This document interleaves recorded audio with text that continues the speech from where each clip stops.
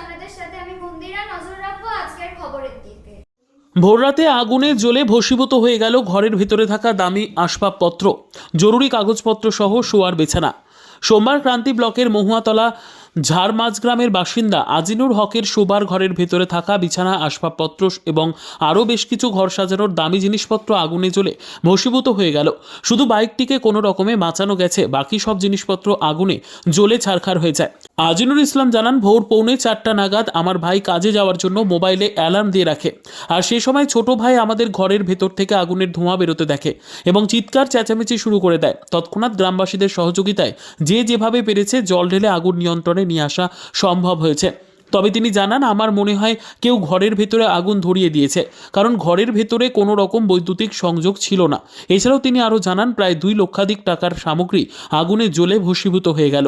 এদিকে ঘটনার কথা জানানো হয় ক্রান্তি থানায় এবং পুলিশ সকালবেলা এসে পুরো ঘটনার তদন্ত করে গেছে বলে আজিনুর ইসলাম জানান। এদিনের এই ঘটনার জেরে ব্যাপক চাঞ্চল্য ছড়ায় ওই এলাকায়।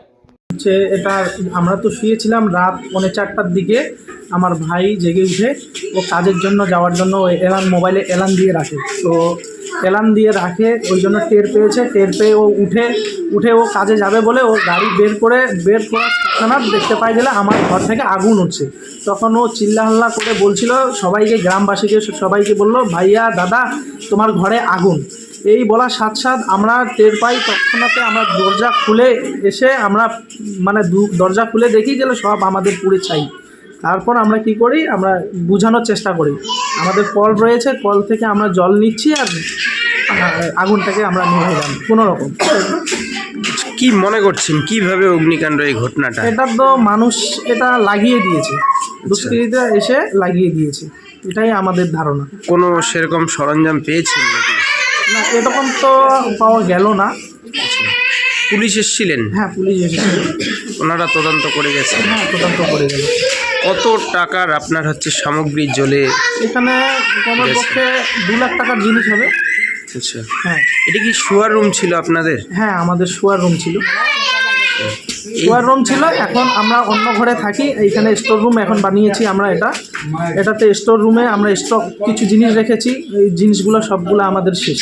মানে মূলত কি কি জিনিস এরকম ছিল যেগুলো এখানে জ্বলে গেছে? খাট ছিল, তারপর হচ্ছে গাড়ির টায়ার ছিল, তারপর হচ্ছে গাড়ির সিট ছিল, আর বিভিন্ন ধরনের খেলনা যেমন সাইকেল, এগুলো সবগুলাই এক সাইড করে রাখানো ছিল। Bureau report, PB news. Annapurna medical hall, chemist and druggist. এখানে সকল প্রকার ওষুধ পাওয়া যায়। নবাবহাট মোড়, পূর্ব বর্ধমান। যোগাযোগ করুন 6295528655 অথবা 7602347696।